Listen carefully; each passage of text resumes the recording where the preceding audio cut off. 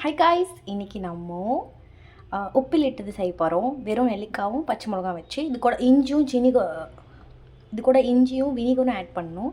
நம்ம ஆட் பண்ணாமல் ரொம்ப ஆத்தென்டிக்காக ஆர்கானிக்காக செய்ய போகிறோம். வெறும் உப்பு, நெல்லிக்காய், அதுக்கப்புறம் பச்சை மிளகா மட்டும் வச்சு செய்ய போகிறோம். அதுக்கு நான் ஒரு நெல்லிக்காயில் ஒரு 4-5 நெல்லிக்காய் கட் பண்ணி வச்சுருக்கேன்.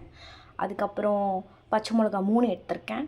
அப்புறம் உப்பு போட்டுட்டு இது ஒரு பாட்டிலில் தான் நம்ம ஸ்டோர் பண்ணோம். அதில் தான் வந்து ஸ்மெல்லு எல்லாமே போகாமல் அப்படியே இருக்கும். நம்ம பிளாஸ்டிக்கோ இல்லை ஸ்டீலோ இல்லை எது எடுத்தாலும் அதோடய ஃப்ளேவர் வந்து இல்லாமல் போயிடும், அது எடுத்துரும். அதனால நம்ம பிளாஸ்டிக் இல்லாமல் பாட்டிலில் ஸ்டோர் பண்ண போகிறோம்.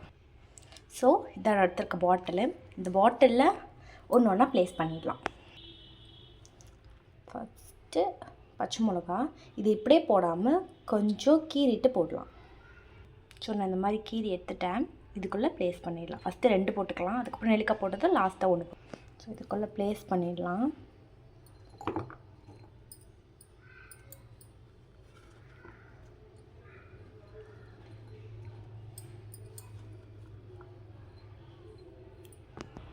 அழகாக அதில் ப்ளேஸ் ஆகிடுச்சு. இப்போ சால்ட் ஆட் பண்ணிக்கலாம். ஸோ இந்த சால்ட்டை இது கூட ஆட் பண்ணிக்கலாம்.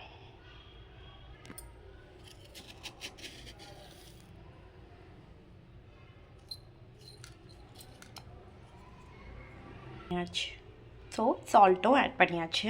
இப்போ இல்லை நம்ம வாட்டர் ஊற்ற போகிறோம். உப்புலேருந்தே கொஞ்சம் தண்ணி வரும்.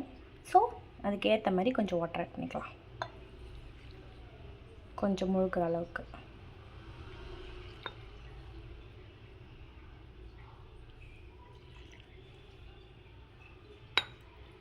ரொம்ப ஊற்றிடுவேன். இது கரெக்டான சால்ட்டுக்கு கரெக்டான வாட்டராக இருக்கும். ஸோ உப்பிலிட்டது ரெடி. உப்பு, நெல்லிக்காய், கொஞ்சம் தண்ணி, அதுக்கப்புறம் தேவைக்கேற்ப பச்சை மிளகாய் சேர்த்துருக்கேன். இப்போ இது டே பை டே ஊறணும். ஒரு 7 டேஸ்க்கு அப்புறம் சாப்பிட்டோன்னா செம்ம டேஸ்டியாக இருக்கும்.